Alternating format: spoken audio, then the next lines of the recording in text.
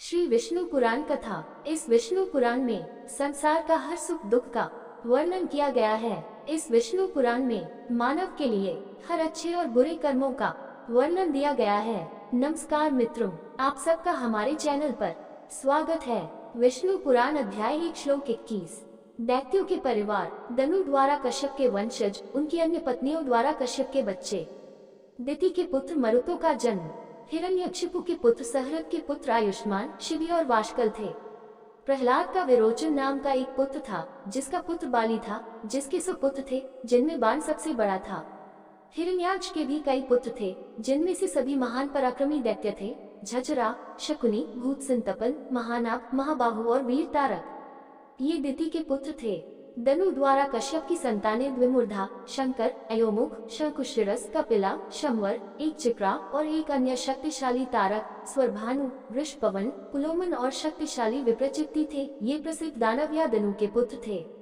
स्वरभानु की प्रभा नाम की एक बेटी थी और शर्मिष्ठा वृषपवा की बेटी थी, जैसे उपदानवी और हयशिरा थी। वैश्वानर की 2 बेटियां थीं, पुलोमा और कालका, जिनकी शादी कश्यप से हुई थी, और उनसे 60,000 प्रतिष्ठित दानव पैदा हुए, जिन्हें पोलोमास और कालाकंज कहा जाता था, जो शक्तिशाली, क्रूर और क्रूर थे। सिन्हिका हिरण्यकशिपु की बहन द्वारा विप्रचित्ति के पुत्र थे व्यास, बलवान शल्यक, शक्तिशाली नाभा, वातापी, नमुची, इलवाला, खसरिमा, अंजक, नरका और कालानाग, बहादुर स्वरभानु और शक्तिशाली वक्त्रयोधी। ये सबसे प्रतिष्ठित दानव थे, जिनके माध्यम से आने वाली पीढ़ियों के माध्यम से दनु की नस्ल सैकड़ों और हजारों से गुना हो गई। दैत्य प्रहलाद के परिवार में निवात कवच का जन्म हुआ, जिनकी आत्मा कठोर तपस्या से शुद्ध हुई थी। ताम्रा कश्यप की पत्नी की 6 प्रसिद्ध बेटियां थीं, जिनके नाम शुकी, शेनी, भासी, सुग्रीवी, शुचि और गृदिका थे। शुकी ने तोते, उल्लू और कौवे को जन्म दिया, शेनी बाजों को, पतंगों को भासी, गिद्रिका से गिद्ध, शुचि से जलमुर्गी, घोड़ों, ऊंटों और गधों को सुग्रीवी। ऐसी थी ताम्र की संतानें। विंता ने कश्यप को 2 प्रसिद्ध पुत्रों गरुड़ और अरुण को जन्म दिया। पहला, जिसे सुपर्ल भी कहा जाता था, पंखधारी जनजातियों का राजा था और सर्प जाति का क्रूर शत्रु था।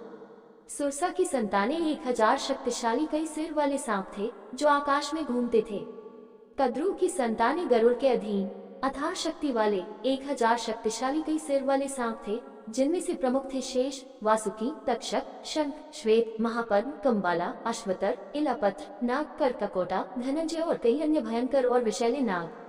क्रोधवसा के परिवार के सभी तेज दांत वाले राक्षस थे, चाहे वह पृथ्वी पर हो, पक्षियों में हो या पानी में, जो मांस खाने वाले थे। सुरभि गायों और भैंसों की माँ थी। इरा पेड़ों और रेंगने वाले पौधों और झाड़ियों की और हर प्रकार की घास की। खासा राक्षसों और यक्षों की। मुनि अप्सराओं की और अष्टा प्रसिद्ध गंधर्वों की।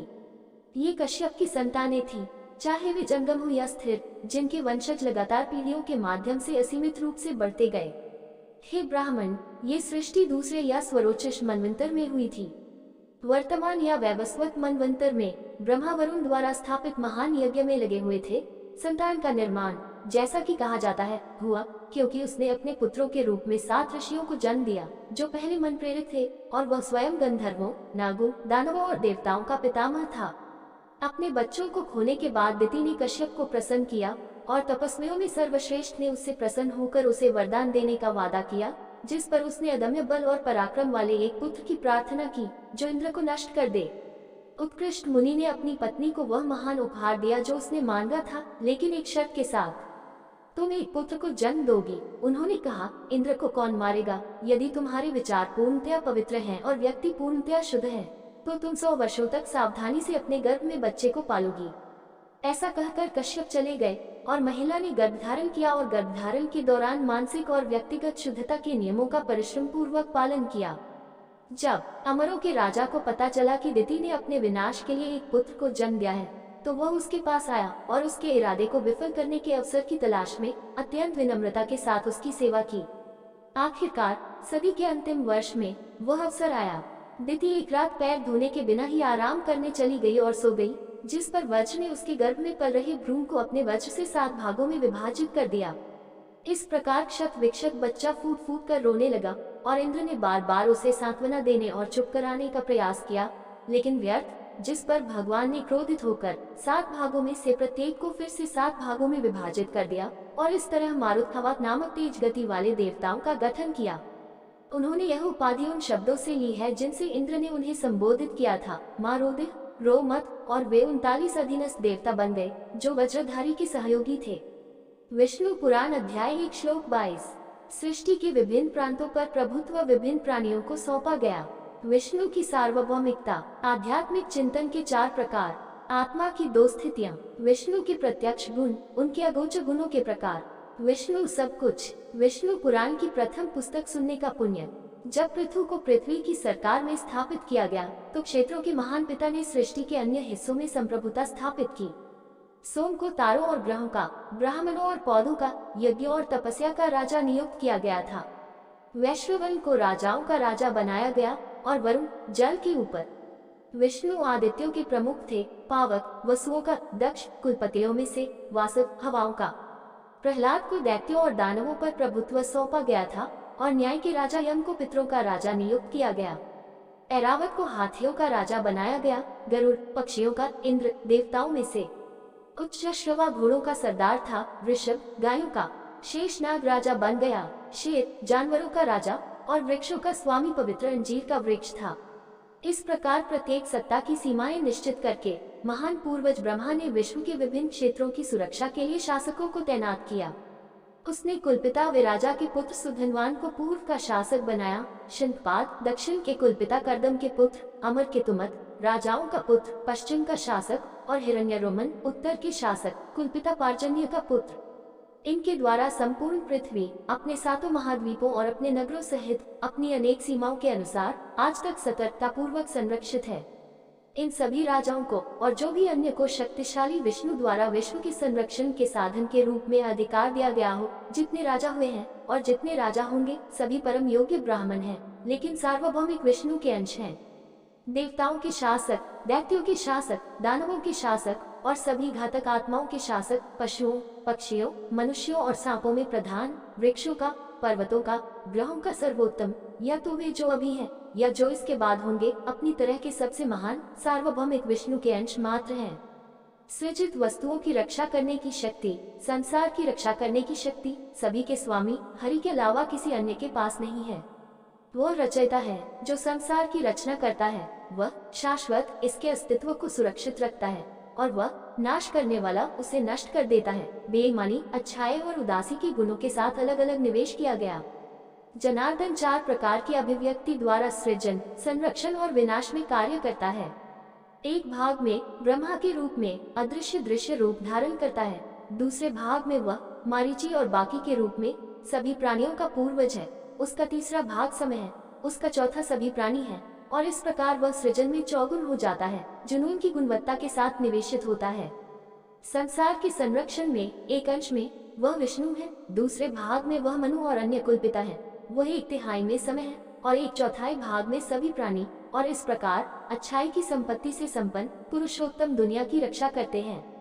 जब वह अंधकार की संपत्ति धारण करता है तो सभी चीजों के अंत में अजन्मा देवता एक हिस्से में रुद्र बन जाता है, दूसरे में विनाशकारी आग, 1/3 समय में और चौथे में सभी प्राणी, और इस प्रकार चतुर्भुज रूप में वह दुनिया का विनाशक है। ये ब्राह्मण सभी मौसमों में देवता की 4 गुना स्थिति है। ब्रह्मा, दक्ष, समय और सभी प्राणी हरि की 4 ऊर्जाएं हैं जो सृष्टि का कारण है। विष्णु, मनु और शेष, समय और सभी प्राणी विष्णु की 4 ऊर्जाएं हैं जो अवधि का कारण है। रुद्र, विनाशकारी अग्नि, समय और सभी प्राणियों को जनार्दन की 4 ऊर्जाएं हैं जो सार्वभौमिक विघटन के लिए उपयोग की जाती हैं। सृष्टि के आरंभ और काल से लेकर अंत काल तक सृष्टि ब्रह्मा, पितृगण और जीवित प्राणियों का ही कार्य है। ब्रह्मा आरंभ में सृजन करते हैं, तब कुलपिता संतान उत्पन्न करते हैं और फिर जानवर लगातार अपनी प्रजातियां बढ़ाते हैं। लेकिन ब्रह्मा समय से स्वतंत्र सृष्टि में सक्रिय एजेंट नहीं है, न तो कुलपिता है न ही जीवित जानवर। अतः सृष्टि और प्रलय के काल में देवाधिदेव के 4 अंश समान रूप से आवश्यक हैं। हे ब्रह्मा, जो भी किसी जीवित प्राणी द्वारा उत्पन्न होता है, हरि का शरीर उस प्राणी के जन्म में सहयोगी होता है। इसलिए जो कोई भी किसी भी मौजूदा वस्तु, चल या स्थिर को किसी भी समय नष्ट कर देता है, वह रुद्र के रूप में जनार्दन का विनाशकारी रूप है। इस प्रकार जनार्दन 3 गुणों की अपनी धारणा के अनुसार सृजन, संरक्षण और विनाश के कई मौसमों में 3 गुना होने के कारण पूरी दुनिया के निर्माता, संरक्षक और संहारक हैं। लेकिन उसकी सर्वोच्च महिमा सभी गुणों से अलग है, क्योंकि सर्वोच्च आत्मा का 4 गुना सार सच्चे ज्ञान से बना है, सभी चीजों में व्याप्त है, केवल स्वयं की सराहना की जा सकती है और कोई उपमा स्वीकार नहीं करता है। मैत्रेय, लेकिन मुनि, मुझे ब्रह्म की 4 प्रकार की स्थिति का और सर्वोच्च स्थिति क्या है, इसका पूरी तरह से वर्णन करें। पाराशर, वह मैत्रेय जो किसी वस्तु का कारण है, उसे उत्पन्न करने का साधन कहलाता है, और जिसे पूरा करना आत्मा की इच्छा है, वही सृजन की जाने वाली चीज है। मुक्ति की इच्छा रखने वाले योगी की क्रियाएं, जैसे सांस का दमन आदि, उसके साधन है। अंत सर्वोच्च ब्रह्म है, जहाँ से वह फिर दुनिया में नहीं लौटता है। योगी द्वारा मुक्ति के लिए अपनाए गए साधनों से अनिवार्य रूप से जुड़ा और उस पर निर्भर विवेकशील ज्ञान है, और यह ब्रह्म की स्थिति का प्रथम प्रकार है। दूसरा प्रकार वह ज्ञान है जिसे योगी को प्राप्त करना होता है, जिसका अंत दुख से मुक्ति या शाश्वत आनंद है। तीसरा प्रकार है साध्य और साधन की पहचान की पुष्टि, द्वैत की धारणा का खंडन। अंतिम प्रकार ज्ञान की 3 पहली किस्मों द्वारा कल्पना की गई किसी भी मतभेद को दूर करना है और परिणाम स्वरूप आत्मा के सच्चे सार का चिंतन करना है। विष्णु की सर्वोच्च स्थिति, जो ज्ञान से एक है, सत्य का ज्ञान है, जिसके लिए व्यायाम की आवश्यकता नहीं है, जो सिखाया नहीं जाना है, जो आंतरिक रूप से फैला हुआ है, जो अप्रतिम है, जिसका उद्देश्य आत्म प्रकाश है, जो बस अस्तित्व में है और जिसे परिभाषित नहीं किया जा सकता, जो शांत है, निर्भय है, पवित्र है, जो तर्क का विषय नहीं है, जिसे किसी सहारे की जरूरत नहीं है। वे योगी जो अज्ञानता के विनाश से इस चतुर्विध ब्रह्म में लीन हो जाते हैं, अपनी मौलिक संपत्ति खो देते हैं और सांसारिक अस्तित्व के जुते हुए खेत में फिर से अंकुरित नहीं हो पाते हैं। ये सर्वोच्च स्थिति है जिसे विष्णु कहा जाता है, पूर्ण, शाश्वत, सार्वभौमिक, अविनाशी, संपूर्ण और एक रूप। और जो योगी इस परम आत्मा ब्रह्म को प्राप्त कर लेता है, वह फिर जीवन में नहीं लौटता, क्योंकि वहाँ वह पुण्य और पाप के भेद से, कष्ट से और मिट्टी से मुक्त हो जाता है। इस ब्रह्म की 2 अवस्थाएं हैं, एक आकार के साथ और एक बिना आकार के, एक नाशवान और एक अविनाशी, जो सभी प्राणियों में निहित हैं। अविनाशी ही सर्वोच्च सत्ता है, नाशवान तो सारा संसार है। एक ही स्थान पर जलने वाली आग की ज्वाला चारों ओर प्रकाश और गर्मी फैलाती है, इसलिए संसार परम ब्रह्म की प्रकट ऊर्जा से अधिक कुछ नहीं है। और वैसे ही मैत्रेय, जिस तरह प्रकाश और गर्मी अधिक मजबूत या कमजोर होती है क्योंकि हम आग के करीब होते हैं या उससे दूर होते हैं, उसी तरह सर्वोच्च की ऊर्जा उन प्राणियों में कम या ज्यादा तीव्र होती है जो उससे कम या ज्यादा दूर होते हैं। ब्रह्मा, विष्णु और शिव भगवान की सबसे शक्तिशाली ऊर्जाएं हैं। उनके आगे निम्न देवता हैं, फिर सहायक आत्माएं, फिर मनुष्य, फिर पशु, पक्षी, कीड़े, सब्जियां। जैसे जैसे वे अपने आदिम स्रोत से दूर होते जा रहे हैं, प्रत्येक अधिकाधिक कमजोर होता जा रहा है। इस तरह शानदार ब्राह्मण, ये संपूर्ण विश्व, हालांकि मूल रूप से अविनाशी और शाश्वत है, प्रकट होता है और गायब हो जाता है, जैसे कि यह जन्म और मृत्यु के अधीन था। ब्रह्मा की सर्वोच्च स्थिति, जिसका योगियों द्वारा अपने अमूर्तन के आरंभ में ध्यान किया जाता है, जैसा कि रूप में निवेश किया गया है, वह विष्णु है, जो सभी दिव्य ऊर्जाओं से बना है और ब्रह्मा का सार है, जिसके साथ रहस्यमय मिलन की तलाश की जाती है और जो उपयुक्त तत्वों के साथ होता है, उस भक्त पर प्रभाव डालता है जिसका पूरा मन उस वस्तु को संबोधित करता है। ये हरि, जो ब्रह्मा की सभी ऊर्जाओं में सबसे तात्कालिक है, उनका अवतरित आकार है, जो पूरी तरह से उनके सार से बना है, और इसलिए सारा संसार उसी में गुंथा हुआ है और उसी में ब्रह्मांड है। और वह सभी का सर्वोच्च स्वामी, जिसमें वह सब शामिल है जो नाशवान और अविनाशी है, अपने आभूषणों और हथियारों के साथ प्रकृति में पहचाने जाने वाले सभी भौतिक और आध्यात्मिक अस्तित्व को धारण करता है। मैत्रेय, मुझे बताओ कि विष्णु किस तरह से आभूषणों और हथियारों से युक्त अपने स्वभाव में रहकर पूरी दुनिया को धारण करते हैं। पाराशर, शक्तिशाली और अवर्णनीय विष्णु को नमस्कार करते हुए मैं आपको वही बात दोहराता हूँ जो पहले वशिष्ठ ने मुझसे संबंधित थी। महिमा में हरि विश्व की शुद्ध आत्मा, निष्कलंक और गुणों से रहित को कौस्तुभ मणि के रूप में धारण करते हैं। चीजों का मुख्य सिद्धांत प्रधान श्रीवत्स चिन्ह के रूप में शाश्वत पर बैठा है। बुद्धि माधव में उसकी गदा के रूप में निवास करती है। भगवान ईश्वर अपने शंख और धनुष के प्रतीक में तत्वों और इंद्रियों के अंगों में अहंकारवाद अहंकार का समर्थन करते हैं। विष्णु अपने हाथ में चक्र के रूप में मन रखते हैं, जिसके विचार हथियार की तरह हवाओं से भी तेज उड़ते हैं। 5 बहुमूल्य रत्नों से बना देवता वैजंती का हार 5 मौलिक मूल तत्वों का समुच्चय है। जनार्दन अपने असंख्य बाणों में क्रिया और बोध दोनों की क्षमताएं धारण करते हैं। अच्युत की चमकीली तलवार पवित्र ज्ञान है, जो कुछ मौसमों में अज्ञानता की म्यान में छिपी रहती है। इस प्रकार आत्मा, प्रकृति, बुद्धि, अहंकार, तत्व, इंद्रियां, मन, अज्ञान और ज्ञान सभी ऋषिकेश के व्यक्तित्व में एकत्रित हैं। हरि एक भ्रामक रूप में मानव जाति के उद्धार के लिए दुनिया के निराकार तत्वों को अपने हथियार और आभूषण के रूप में धारण करते हैं। पुंडरीकाक्ष सभी का स्वामी, प्रकृति उसके सभी उत्पादों, आत्मा और पूरे विश्व को धारण करता है। वह सब जो ज्ञान है, वह सब जो अज्ञान है, वह सब जो है, वह सब जो नहीं है, वह सब जो शाश्वत है, सभी प्राणियों के स्वामी, मधु के विनाशक में केंद्रित है। सर्वोच्च शाश्वत हरि समय है, सेकंड, मिनट, दिन, महीने, ऋतु और वर्षों के विभाजन के साथ। वो 7 लोक हैं, पृथ्वी, आकाश, स्वर्ग, कुलपतियों का, ऋषियों का, संतों का, सत्य का लोक, जिसका रूप सभी लोक हैं, सभी पहिलौठों से पहले पहिलौठा, सभी प्राणियों का समर्थक, स्वयं आत्मनिर्भर, जो देवताओं, मनुष्यों और जानवरों के रूप में कई रूपों में मौजूद है और इसलिए वह सभी का सर्वोच्च स्वामी है। शाश्वत, जिसका आकार सभी दृश्यमान चीजें हैं, जो आकार या रूप से रहित है, जिसे वेदांत में ऋच, यजुः, साम और अथर्ववेद, प्रेरित इतिहास और पवित्र विज्ञान के रूप में मनाया जाता है। वेद और उनके विभाग, मनु और अन्य कानून निर्माताओं की संस्थाएं, पारंपरिक धर्म ग्रंथ और धार्मिक मैनुअल, कविताएं और वह सब जो कहा या गाया जाता है, ये शक्तिशाली विष्णु के शरीर हैं, जो ध्वनि का रूप धारण करते हैं। यहाँ या अन्यत्र आकार वाले या बिना आकार के सभी प्रकार के पदार्थ विष्णु के शरीर हैं। मैं हरि हूँ, मैं जो कुछ भी देखता हूँ वह जनार्दन है। कारण और प्रभाव किसी और से नहीं बल्कि उसी से है।